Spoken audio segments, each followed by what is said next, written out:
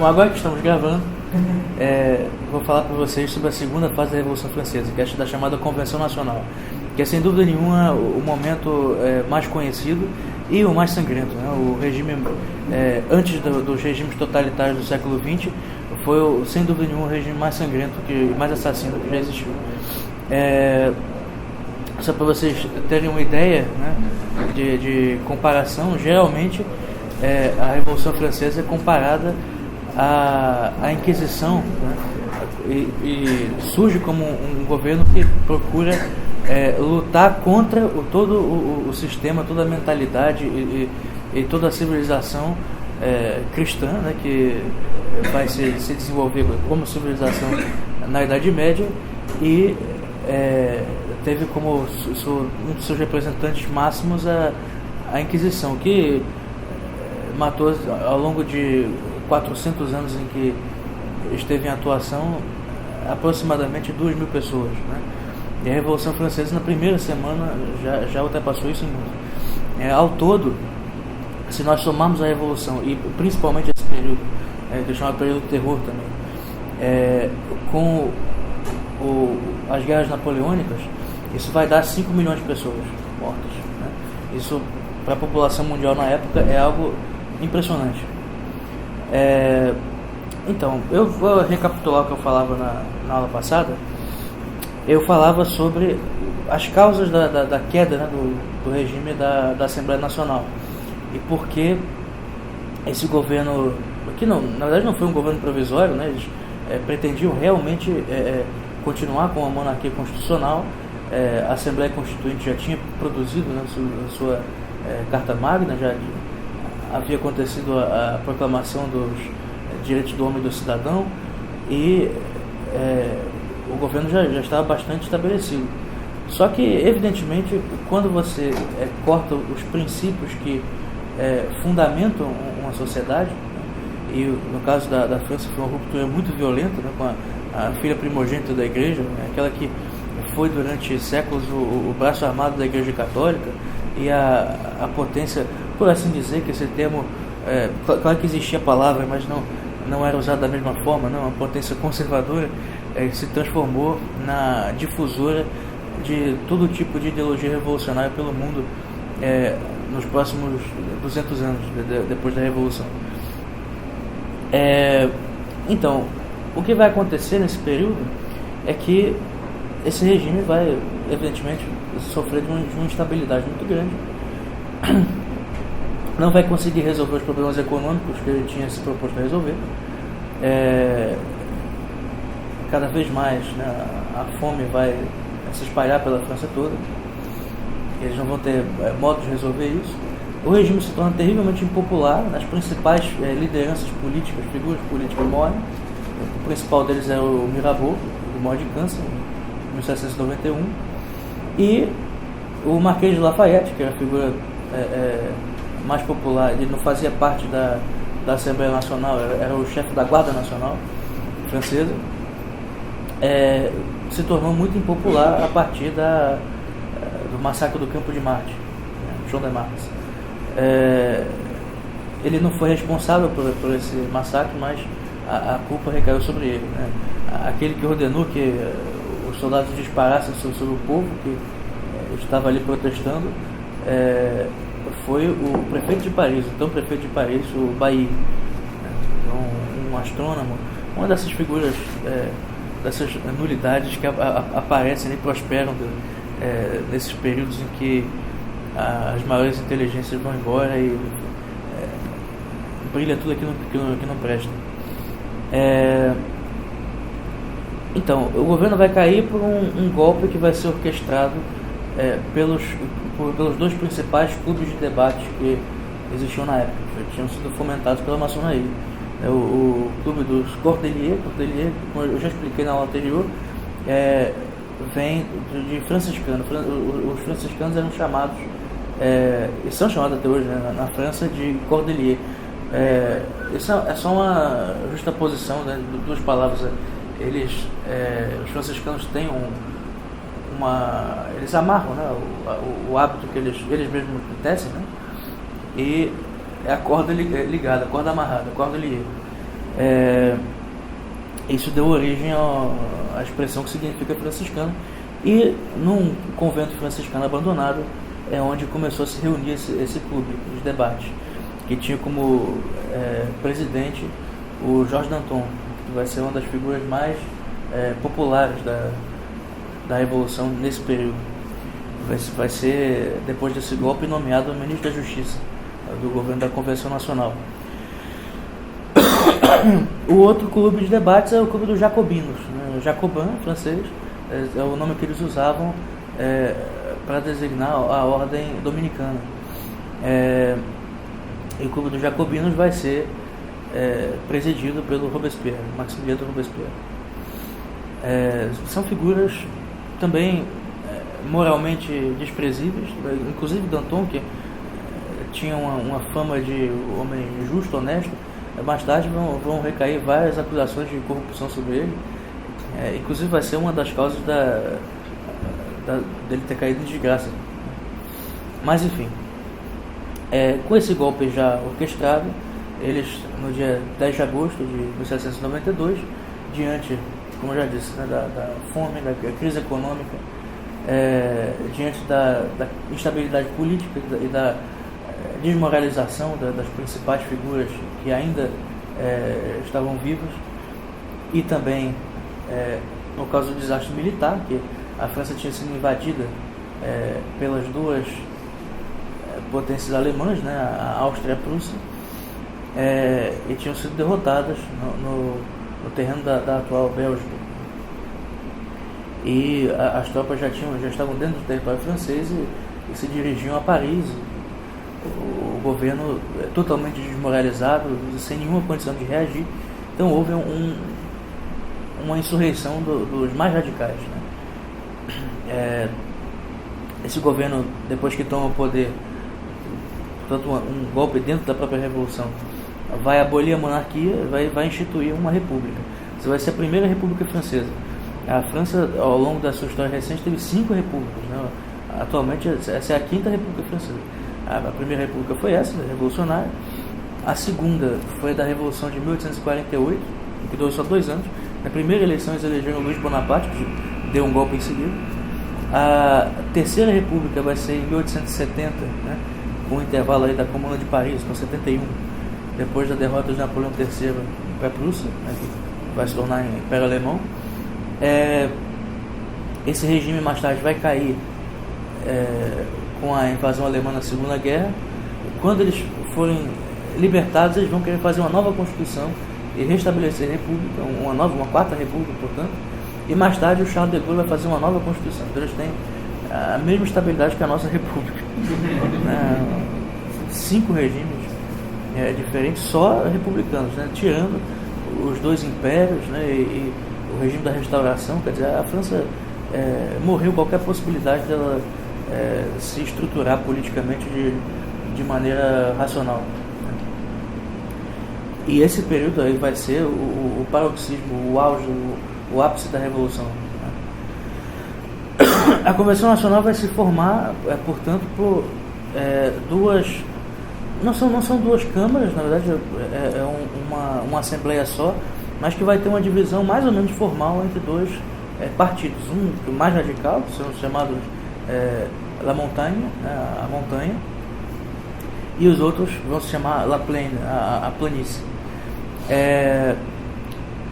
Os 2 clubes de debate que fomentaram o golpe faziam parte da montanha. A planície ficava mais concentrada no partido dos Girondinos, né, que tem esse nome por causa da Gironde, um departamento francês onde fica a cidade de Bordeaux, onde os principais líderes desse partido nasceram. Inclusive o Brissot, que vai ser o presidente dos Girondinos, até ser preso e morto por ordem de Robespierre. Como todos os outros líderes foram mortos por ordem de Robespierre. Vocês vão ouvir muito isso hoje, né? Foi fulano de tal, fez não sei o que, e depois foi morto por ordem de Robespierre, porque realmente o homem, curiosamente, era um homem que se dizia contra a pena de morte. Isso tem traços cômicos, porque o homem que mais matou gente na Revolução Francesa era contra a pena de morte, pois assim como Rita é defensor do direito dos animais, coisas assim. Você vê certos toques de piedade, né? A Dilma Rousseff não dizia que era contra o aborto. Quer dizer, é a mesma lógica, né? Pessoalmente ela é contra o aborto. É por isso que você tem que aprovar, né? Então é a mesma coisa. Então, pessoalmente ele é contra a pena de morte. É por isso que ele tem que matar mais gente.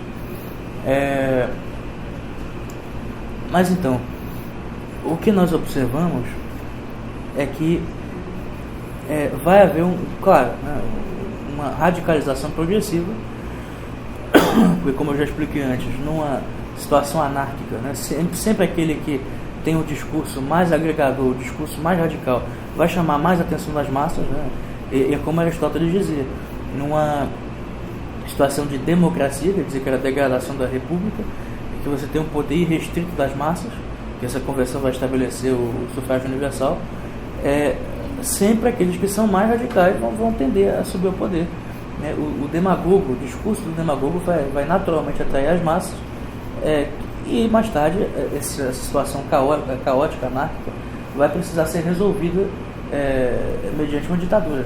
Então, para Aristóteles, a democracia gera tirania. E se nós considerarmos o que significa exatamente esses termos, nós vamos ver que realmente isso é verdade, e historicamente acontece sempre. Então, essa convenção nacional vai então se tornar uma escrava dos clubes de debate. O que acontece na convenção, na assembleia, vai ser só um reflexo das discussões que já estão acontecendo nos clubes de debate e, portanto, discussões que estão acontecendo na maçonaria, porque esses clubes foram instaurados pela maçonaria. Então existe uma dominação do governo por parte das esferas mais radicais e ligadas a grupos, sociedades secretas, etc. E não é só a maçonaria, né? Nesse período que vão começar a surgir 1 milhão de sociedades secretas, o crescimento do satanismo, né? do ocultismo mesmo. Existem padres que vão começar a praticar o satanismo, e tudo isso de forma pública, né? Foi realmente a Revolução Francesa, ela tem algo de francamente diabólico, né? Se nós observarmos os casos de canibalismo, né? Eu contei para vocês a história de uma atriz, né, que foi devorada, foi morta pela como é que se diz? Foi morta pelas massas, né? Foi linchada, e depois de ser linchada teve o seu coração retirado e assado, e o coração dela foi comido pelas pessoas que a mataram.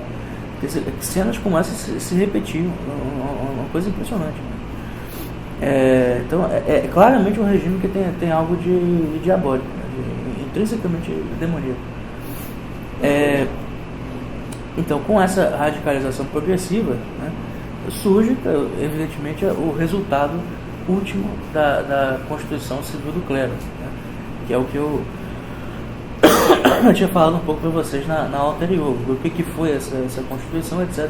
Mas não tinha falado dos últimos resultados. Bom, para resumir a história, para tentar se livrar dessa crise econômica, o novo governo da Convenção Nacional vai criar uma nova moeda, chamado assignat. Essa moeda vai ser emitida em uma quantidade impressionante, né? E isso vai gerar uma inflação, evidentemente, o que vai piorar ainda mais a crise social que já existia no começo. Assim, para resolver esse problema de inflação, eles vão precisar de terras, né, ou pelo menos de dinheiro, de alguma propriedade que fosse usada como lastro.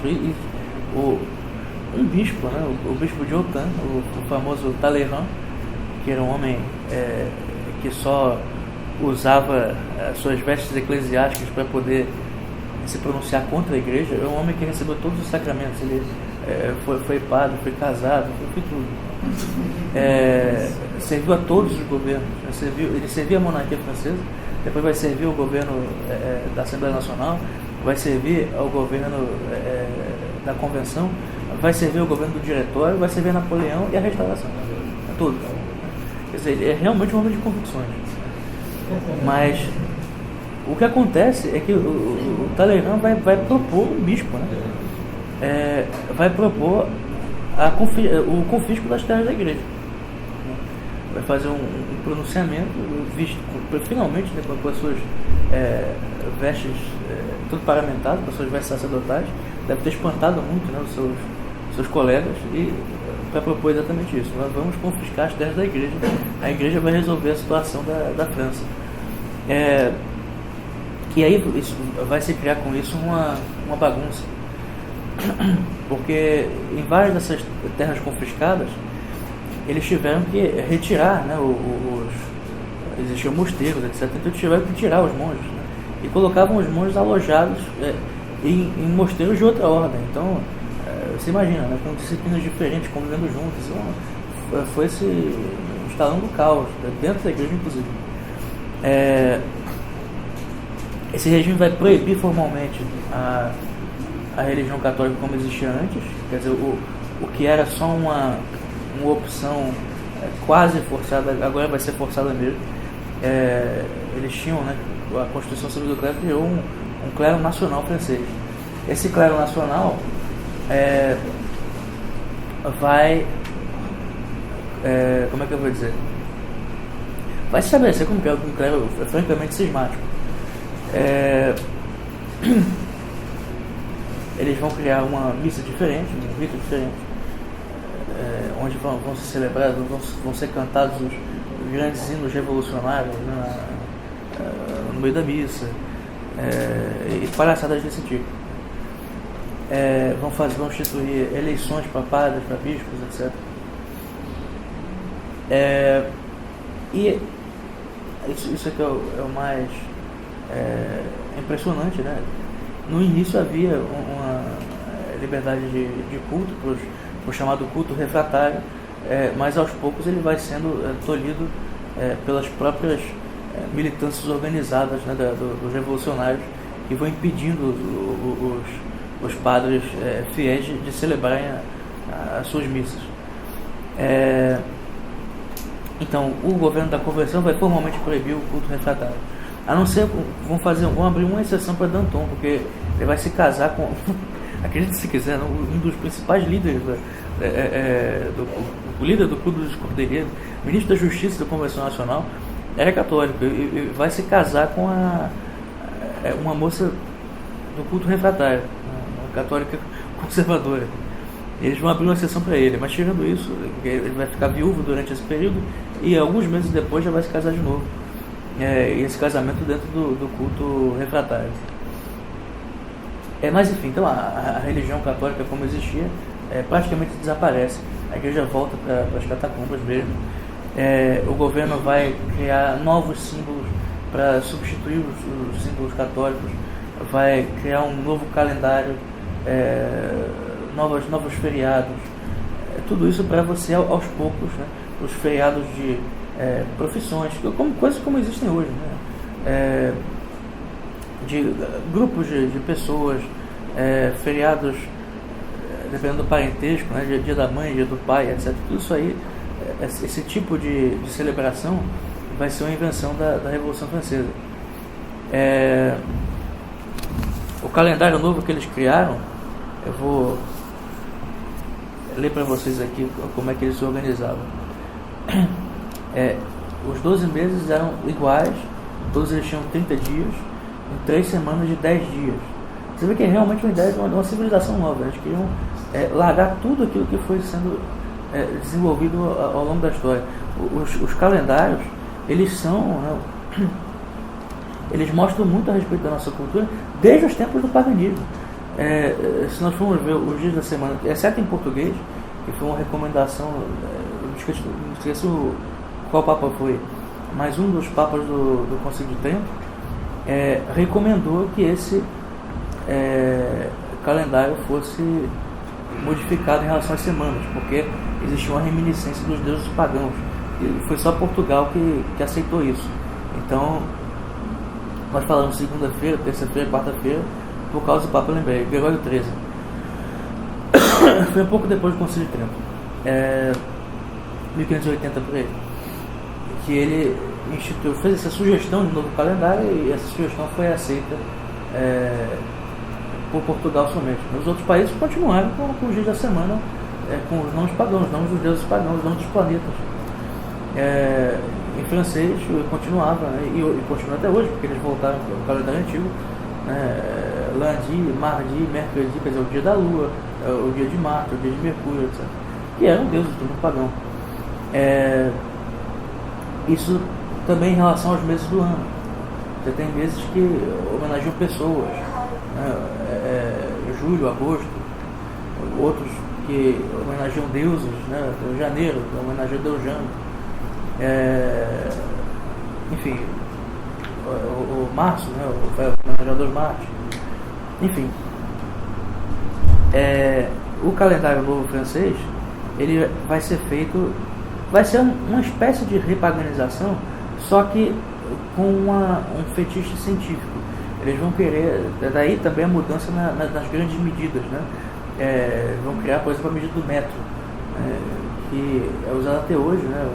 Os graus Celsius também, o Celsius já tinha morrido, mas é uma medida que também de temperatura que vai ser instituída nessa época.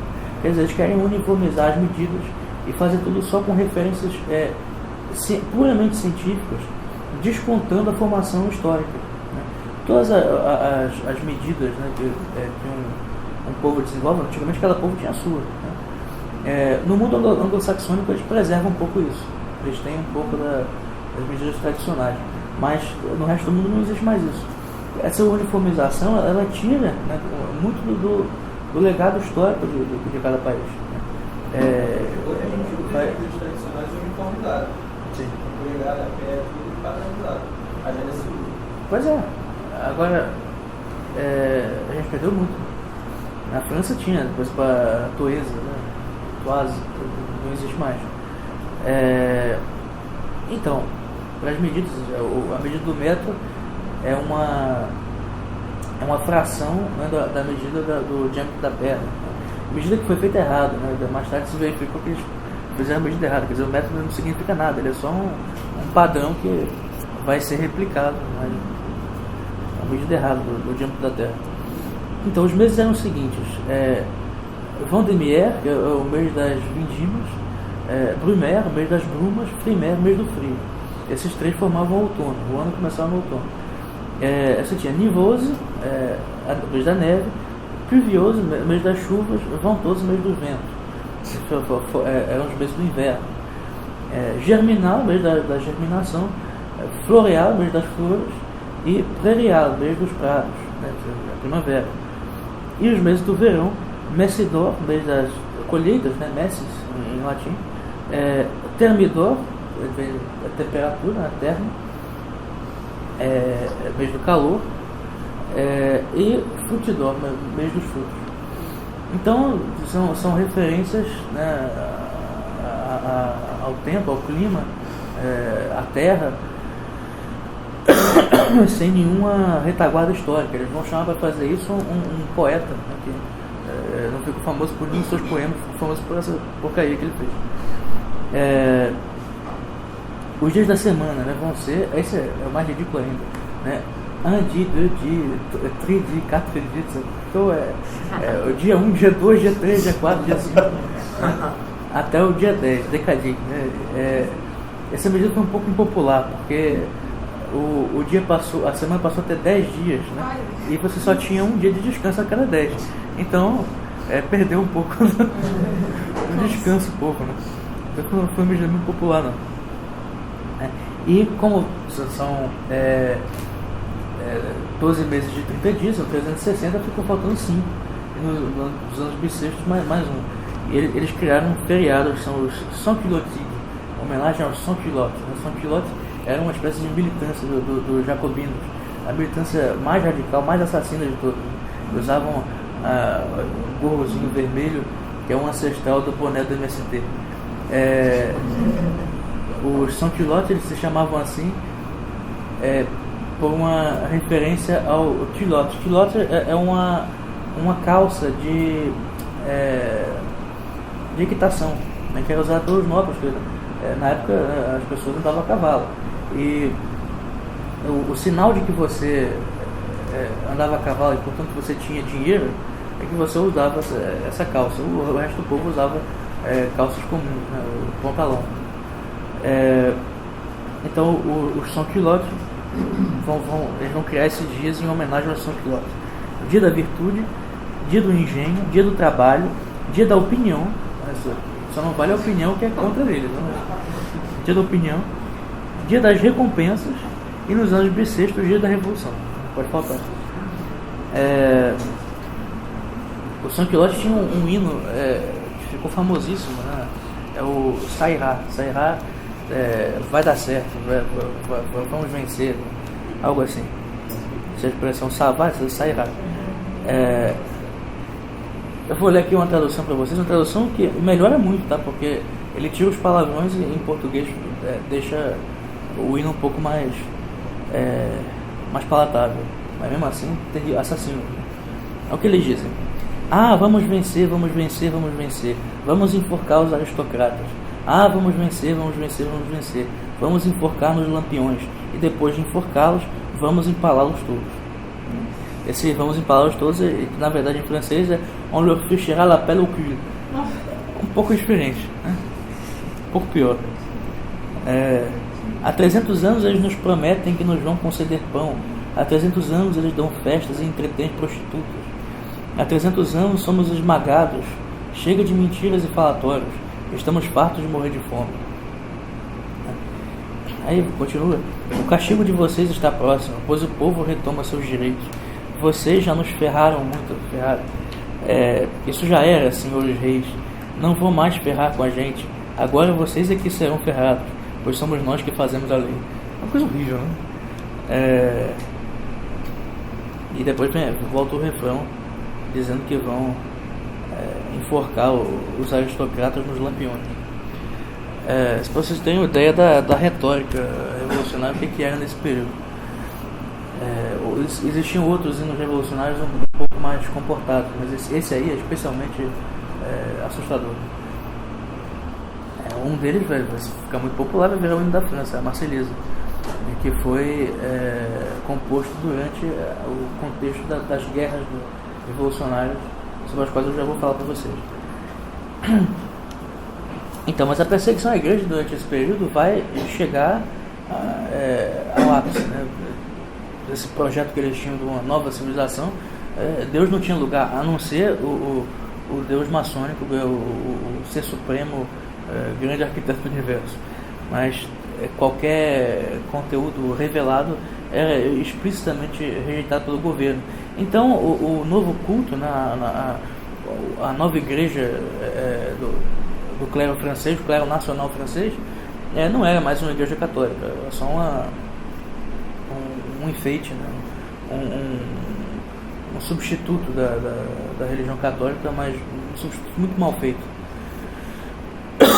Por isso também esses cultos vão ser muito mal frequentados, né? As igrejas vão ficar vazias. Na prática é isso que vai acontecer. No começo os próprios revolucionários que frequentavam, mas com o tempo eles próprios não tinham espírito nenhum de religião, de devoção, de piedade, mesmo isso eles não vão mais frequentar. Também eram comemorações, sobretudo, da vitória deles sobre a igreja, né? Da aparente vitória deles sobre a igreja. Eles não estavam ali para adorar a Deus de forma alguma. Então,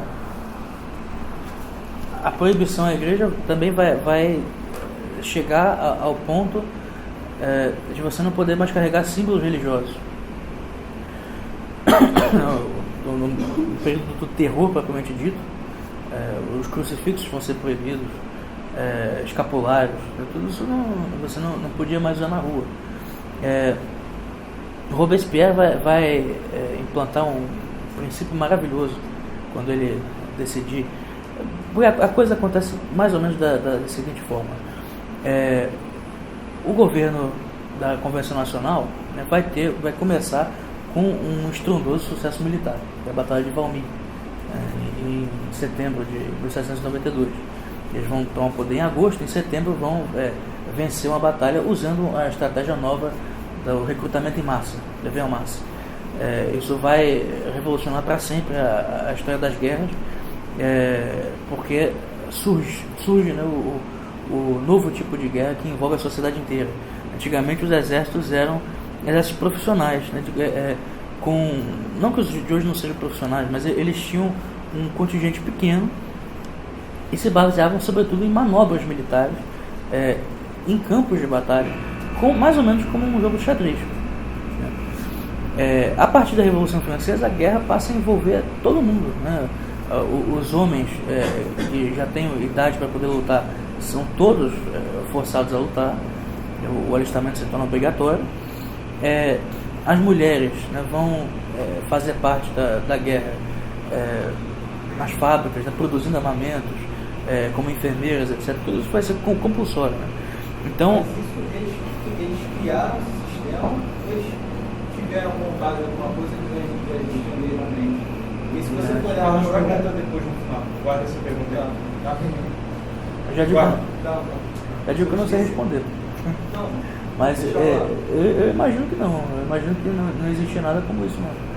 É pelo seguinte, e é que nós voltamos ao assunto, que é o seguinte, essa nova concepção de guerra, ela tem como origem o desejo de instaurar, que é o mesmo que motivou a fabricação desses calendários novos, dessas medidas novas, né, dessa religião nova, de uma outra civilização. Eles queriam, eles imaginavam que estavam passando, né, da idade da ignorância, do obscurantismo religioso, etc., para a idade da razão. Então, na cabeça dos homens daquele tempo, essa guerra ia ser a guerra que ia acabar com todos. E isso vai passar a ser uma constante, né, ao longo dos 2 séculos seguintes. Toda grande guerra que acontecer vai ser a última das guerras, vai ser a guerra que vai acabar com todas as guerras. E cada uma vai matar mais do que a outra, e nenhuma delas vai ser a última da guerra. Né? Existe um livro que eu já citei na primeira aula, que eu infelizmente não trouxe aqui de novo, que é do David Bell, se chama A Primeira Guerra Total. Ele vai falar exatamente isso, a concepção de guerra total, de sociedade inteiramente mobilizada para a guerra. Ele analisa inclusive as cartas dos soldados. Né? Ele vê cartas que foram escritas por soldados no período anterior à Revolução Francesa, em que eles geralmente vão narrar as circunstâncias em que eles se encontram. Então, eles vão dizer, olha, essa semana nós marchamos da cidade tal até a cidade tal, faltaram suprimentos, ou então fulano de tal ficou doente, na batalha tal fulano se feriu, ou então eu me feri. Mas geralmente eram relatos bastante frios, né? Sempre no final com alguma mensagem religiosa, reze por mim, ou então coisas bastante comuns que você espera que um soldado envie. A partir da Revolução, a quantidade de cartas que você tem, ou um pavor absoluto das guerras, né? E um pacifismo, dizendo, não, esses homens que nos condenam a ficar lutando são uns monstros, né? Nós temos que destruí-los, eu sou radicalmente contra a guerra, etc. Tanto essa postura quanto a postura mais sanguinária mesmo, nós vamos acabar com todos eles, nós vamos fundar um novo mundo, etc. Tudo isso passou a ser muito mais comum. Isso mostra, quer dizer, que aquela postura madura de aceitar a guerra como um fato social, político, que acontece de vez em quando, que deve ser evitado o máximo possível, mas que é inevitável de tempos em tempos, né? Isso desaparece. A guerra ou é um mal absoluto, ou então é um imperativo categórico. É uma coisa que você tem que buscar. E isso vai se refletir até os dias de hoje. No século XX você vai ter ideologia fascista. Mussolini vai dizer que a guerra é a realização máxima do homem. Ele chega a dizer, a guerra é para o homem o que o parto é para a mulher. E ao mesmo tempo você vai ter o movimento pacifista do século XX. Eles são pessoas que não conseguem mais entender o fenômeno da guerra, porque é uma mentalidade essencialmente destrutiva, de destruição total, de reconfiguração total da sociedade, de transfiguração. Mas enfim, então diante desse sucesso estrondoso, né, da Batalha de Valmy, o regime vai começar a ficar um pouco mais popular, vai ter um pouco mais de sucesso. Mas logo começam os problemas. O ministro da Justiça, Danton, como muitos outros ministros da Justiça posteriores, era um homem perfeitamente corrupto.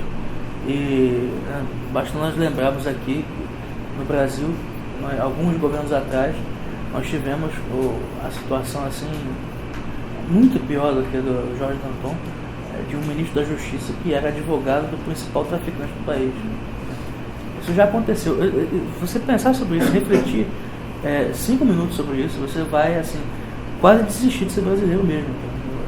Nós tivemos como ministro da Justiça o Márcio Tomás Bastos, que era advogado do Marcola, o principal traficante. Isso é uma coisa inimaginável. O Jorge Danton ficava um pouco atrás, mas nem tanto. É um bandido, né? E um homem que já no tempo do governo da Assembleia Nacional, ele participou das falcatruas do Mirabeau, que deixou certos ministros do rei serem preservados em troca de dinheiro, e o Danton entrava nisso. Então, essa corrupção dele começou a ser investigada por Brissot, que era o chefe dos Girondinos, um partido adversário. O Brissot, um pouco mais moderado, né, representava um partido em que existiam inclusive monarquistas ali. O rei já estava preso, né, com o novo regime, mas existiam algumas pessoas que defendiam ainda uma monarquia parlamentar, né, no modelo do regime anterior. E Brissot vai, num dia em que Danton não vai trabalhar, ele manda um grupo de capangas invadirem o escritório dele para analisar as suas cartas, os seus documentos, etc. Encontram ali várias provas de corrupção, né? Danton chega de surpresa, dá uma surra em todos eles, vai ser um barraco assim, fabuloso, mas ele não consegue se preservar, né? E a acusação de corrupção é feita, né? Para se proteger disso, ele vai recorrer ao seu colega do clube mais parecido com ele, que é o do Jacobinos, Robespierre. E Robespierre vai propor a seguinte solução: nós temos que instaurar um comitê de salvação pública, porque o regime revolucionário está correndo perigo, né, nas mãos de monarquistas perigosíssimos que estão conspirando contra o regime. E aí ele vai fazer a maravilha de inverter o princípio que é do direito universalmente reconhecido, em dúvida pro réu, né? Ele vai inverter isso. Quer dizer, na dúvida, você não absolve, na dúvida você condena, né? E eles faziam exatamente isso. Então, se alguém instaurava um processo contra você, você precisava provar a sua inocência. Se você não conseguisse provar a sua inocência, não precisava provar que você era culpado, você já era guilhotinado. Então a coisa chegou à barbárie absoluta, né? De começar a guilhotinar todo mundo. Vizinhos que brigavam, né? Um deles acusava o outro era guilhotinado no dia seguinte. É o chamado regime do terror. Em Paris eles chegam ao ponto, no auge do regime do terror, depois que o rei é decapitado, a 300 execuções por dia, só na cidade de Paris. Quer dizer, é barbárie completa. Não tem... O período do chamado terror, ele começa em outubro de 93 e vai até a queda de Robespierre em julho de 94. Mas então, esse regime vai começar então no período imediatamente posterior à execução do rei, né? Um processo vai ser instaurado contra o Louis Capet. Eles não vão chamá-lo pelo nome Luís XVI, vão chamá-lo Luís Capeto, né? O cidadão Luís Capeto, que vai ser acusado de alta traição, e de vários outros crimes, né? Inclusive a fuga de Varennes, né, que o regime anterior tinha tentado protegê-lo. Esse vai realmente acusá-lo de dizer que ele tentou fugir para conspirar com as potências estrangeiras para invadir a França. Ele, sendo julgado, já sabia que não tinha a menor chance de escapar. O objetivo realmente era matá-lo, né? É do Robespierre a frase: un roi doit régner ou mourir, né? Um rei tem que reinar ou morrer. Então, se ele não reina mais, tá? Ele não vale para nós como prisioneiro, senão sempre vão existir grupos que querem libertá-lo, etc. Então nós temos que matá-lo. E montam um processo evidentemente fajuto contra ele, e ele é condenado à morte e executado em 21 de janeiro de 93, né? que vai ser, sem dúvida, o pior dos anos da Revolução Francesa, 93 e 94. Eu vou ler para vocês aqui as últimas palavras do rei, no Cadafalso, que ele disse. É realmente emocionante.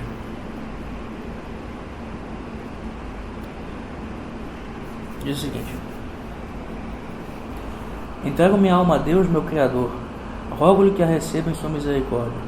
Morro na união da Santa Madre Igreja Católica Apostólica Romana. Rogo a Deus que me perdoe de todos os meus pecados. Procurei conhecê-los escrupulosamente, detestá-los e humilhar-me em sua presença. Perdoo de todo o coração aqueles que se fizeram meus inimigos, sem que eu lhes tenha dado algum motivo.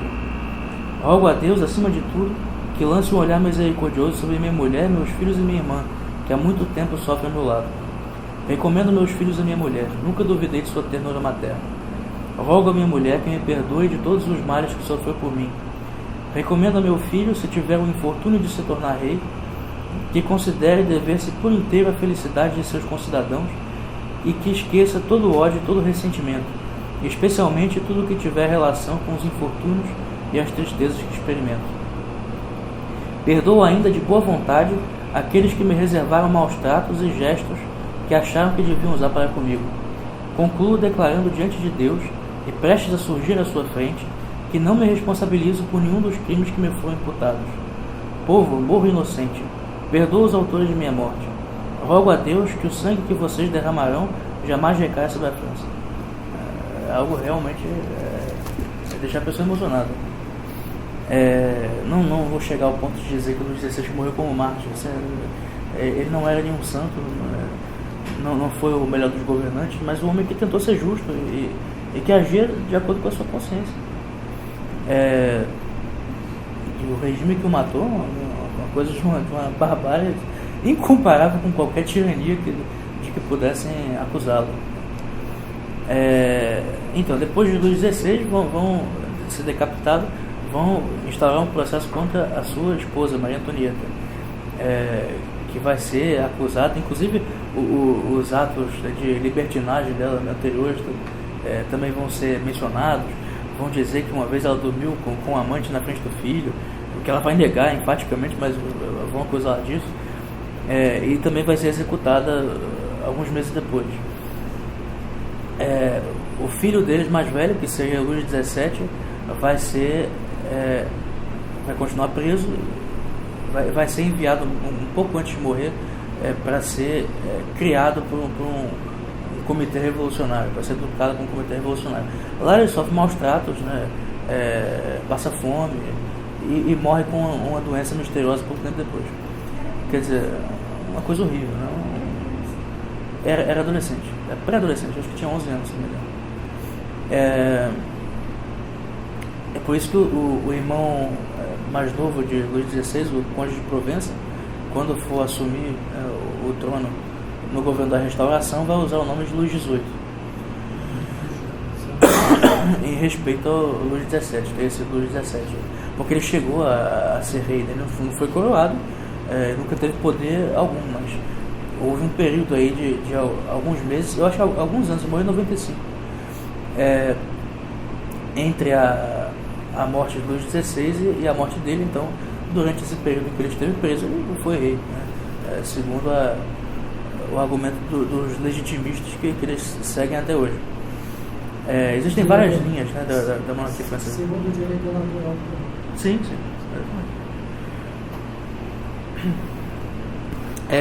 Então, deixa eu ver o que falta falar com vocês aqui sobre este regime terrível. Falar sobre as principais figuras que surgem nesse período, né, que começam a brilhar. Já falamos um pouco do Danton, o ministro da Justiça corrupto. Resta-nos falar agora sobre Robespierre. Esse sujeito é uma das criaturas mais detestáveis que já existiu, um homem que, como eu já disse, se dizia pessoalmente contra a pena de morte. Um homem que era celibatário, né? Ele era contra as relações carnais, porque ele se devotava inteiramente ao espírito de justiça. Ao mesmo tempo, era uma criatura extremamente vaidosa, né? Um janota, um homem que se vestia com muita elegância, né? Gostava de dos modos aristocráticos, né? Tinha uma coleção imensa de perucas, né? Quer dizer, um homem assim de uma futilidade, né? No fundo também muito grande, mas que falava sempre em nome das massas, em nome dos famintos, dos desfavorecidos, etc. Como costumam ser todos os líderes revolucionários. Ele nunca vai ter a popularidade que Danton tem, né? Sempre vai ter inveja dele. E depois do momento em que começa o terror mesmo, ele vai tentar disputar poder com Danton. Afinal de contas, isso foi tudo uma armação para protegê-lo, né? E ele sempre vai ter essa arma contra o ministro da Justiça. Esse Comitê de Salvação Pública vai adquirir um poder cada vez maior. Quando morre a primeira esposa de Danton, ele fica viúvo, ele se retira alguns meses, deixa de trabalhar, vai para o campo, e nesse período Robespierre toma conta de Paris, né, e da França. Vai ser o auge do terror. Quando ele volta, não há mais espaço para ele ali. E Robespierre decide instaurar um processo contra Danton. E aí começa a morte da Revolução por dentro. É acusado de corrupção e de traição. Ele acusa também Hébert, que tinha sido um outro líder dos mais radicais. O Hébert vai ser dos mais radicais, daqueles que pregavam, como Marat também, pregava o extermínio de todos os aristocratas. Mas ele vai ser acusado por Robespierre de uma conspiração para a monarquia, né? Inclusive vai ser preso na cama, né, pela polícia, e vão dizer para ele: você está sendo acusado de um complô para restaurar a monarquia. E ele ri na cara dos soldados, porque é ridículo aquilo. Quando ele é preso, existe um movimento ali, uma tentativa de conter aqueles que são mais radicais, né? E o Marat vai fugir, né? É outro que pregava o extermínio de toda a aristocracia. Marat vai fugir se escondendo no esgoto. Por causa disso, ele pega uma doença de pele e vai passar uma temporada sem trabalhar para se curar dessa doença, né? E ficava horas por dia numa banheira, né, onde usava sais, etc., para tentar melhorar a sua condição. Um dia uma jovem católica, né, monarquista, um tanto perturbada, uma menina realmente louca, tinha acabado de ouvir uma pregação contra a Revolução, uma pregação aparentemente católica mesmo, mas aquilo teve um efeito nefasto sobre a cabeça dela, que já era doente, e ela vai à casa de Marat dizendo que tem um recado para ele urgente. Assim que ele vai ver o bilhete que ela escreveu, não tinha nada escrito no bilhete, e ela dá uma facada no Marat, e assassina dentro da banheira. Existe uma pintura famosa, né, em homenagem a Marat, e ele vai se tornar uma espécie de mártir da Convenção Nacional, mas um homem de uma brutalidade assim, comparável de Robespierre. Então os outros líderes revolucionários vão todos para a guilhotina, né? Camille Desmoulins é um outro grande líder, tinha sido secretário de Danton, né? Danton, antes da Revolução começar, dele entrar para o terceiro estado, né, nos Estados Gerais, ele era um advogado, né? E o seu secretário, o Camille Desmoulins, vai ser também um outro deputado da Assembleia e da Convenção Nacional. Ele tinha se destacado um pouco antes, no dia da queda da Bastilha, né, ele promoveu uma agitação no Palais Royal, que pertencia à dinastia dos Orleans, e vai chamar o povo a se insurgir contra o governo monárquico, pegando uma folha de oliveira e usando no seu casaco como um símbolo, né, da resistência contra a tirania. E é esse movimento que vai mais tarde crescendo e vai desencadear na queda da Bastilha. Né? Então, Camille Desmoulins, ele foi um autor muito famoso, que ele escreveu o seu diário, né, foi publicado como uma autobiografia, e é um dos principais documentos sobre a Revolução Francesa que existe. Né? Camille Desmoulins também foi processado por Robespierre, foi acusado por Robespierre e foi guilhotinado. Né? Danton também. Já no início de 94, em 1794, quando Danton é condenado à morte, ele diz no seu processo a famosa frase: "Un échafaud est prêt pour Robespierre", né? O cadafalso está pronto para Robespierre, porque ele tinha acabado de matar o líder mais popular da Revolução e todos os outros. Então ele não tinha mais como sobreviver sozinho, né?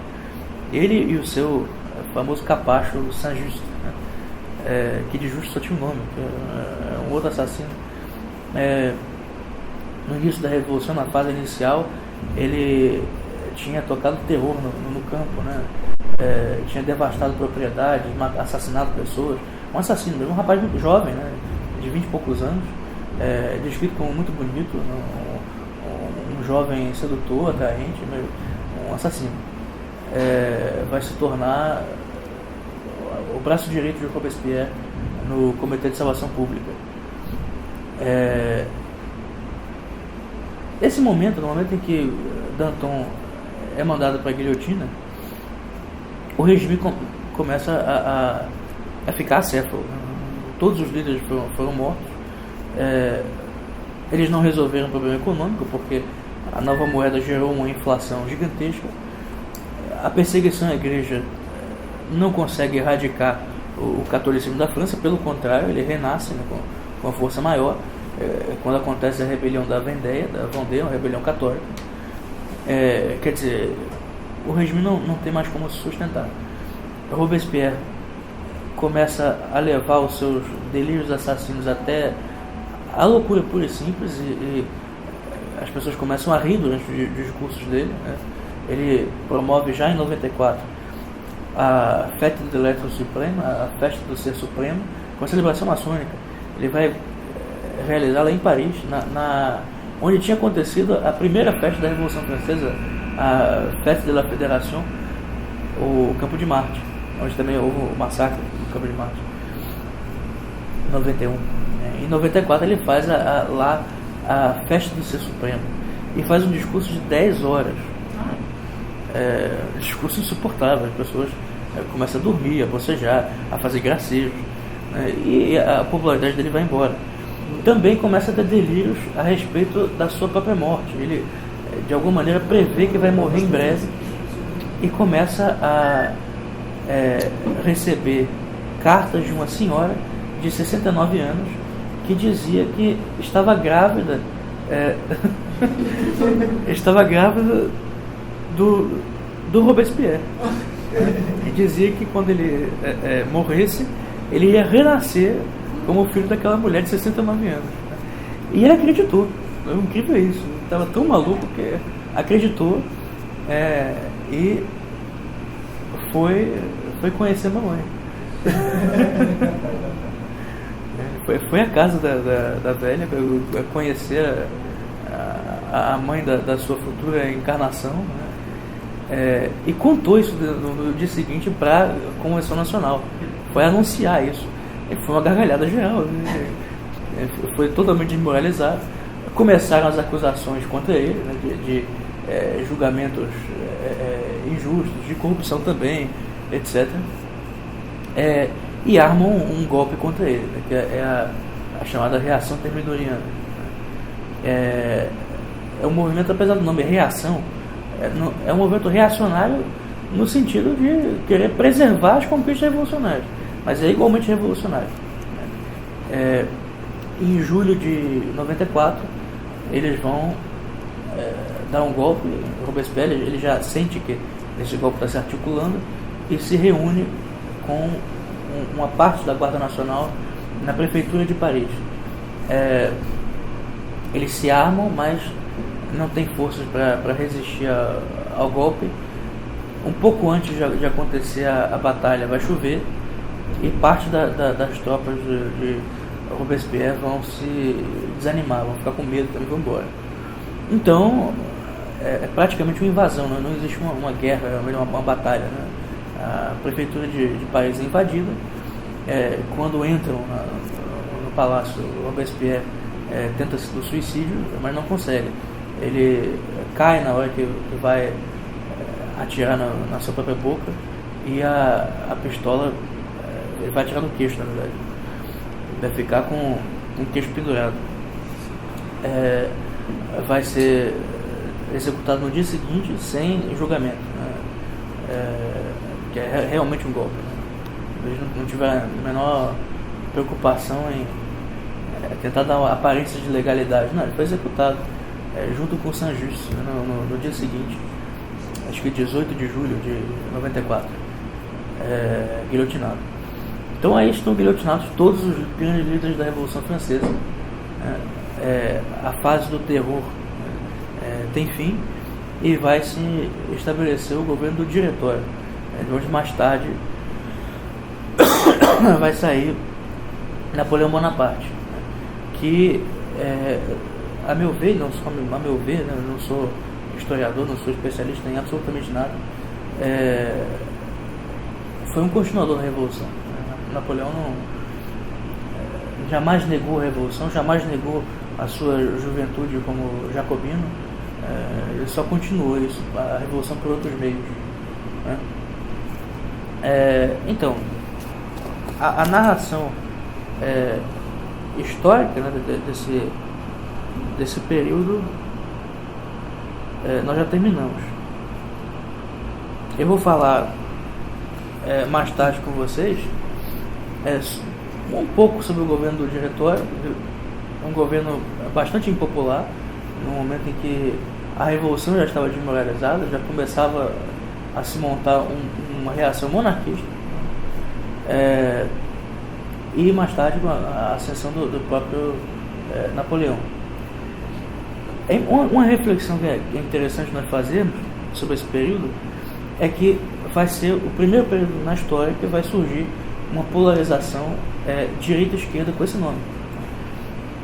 Justamente essas expressões que nós utilizamos vai surgir da Convenção Nacional, porque os deputados da chamada montanha se sentavam à esquerda e representavam a tendência mais radical, e os deputados da planície vão se sentar à direita e vão representar uma corrente mais moderada. Esses nomes eles expressam, portanto, posturas estratégicas, fundamentalmente, diante do mesmo ideal revolucionário. E é por isso que todo regime de direita que for aparecer no futuro vai ser igualmente revolucionário, igualmente anticristão, igualmente assassino, etc. Né? Talvez com uma diferença de números, porque a esquerda mata mais ainda. Mas, tirando isso, os regimes vão ser igualmente anticristãos e terríveis, né? Como vai ser o caso do fascismo. O nazismo existe discussão que ele tem elementos de esquerda e elementos de direita, mas no fim das contas ele pode ser classificado como geralmente como um regime de direita. Mas direita revolucionária, quer dizer, uma direita que quer construir uma nova civilização, né? Para eles a civilização do mundo germânico, o retorno ao paganismo, anarquia, exatamente. Esses são regimes que querem construir uma civilização nova e que não tem o menor comprometimento com Deus, com a religião e com as bases morais e culturais que formaram a sociedade, mesmo quando eles tiverem um discurso reacionário, quer dizer, um discurso que procura idealizar uma situação anterior, né? O caso, os nazistas faziam isso, falavam dos mitos germânicos, né? Falavam inclusive do Sacro Império, dos períodos de glória da Alemanha no passado. O fascismo italiano também fazia isso com o Império Romano, mas isso aí é mais um elemento de retórica, porque na prática eles aprofundaram o processo, né, de modernização e de mecanização da sociedade. Então Isso aparece como elemento retórico, razão pela qual muitos conservadores, né, costumam, em eleições, votar em partidos da direita revolucionária. Mas esquerda e direita são classificações internas da revolução. Né? Isso não digo só historicamente, né, em relação a esse período, né, mas como as coisas se desenvolveram a partir daí. Todo regime de direita ele vai ter características revolucionárias e de esquerda também. É por isso que eu jamais vou me dizer um direitista, muito menos esquerdista. Eu sou católico, não tenho postura político-ideológica. Bom, gente, é isso.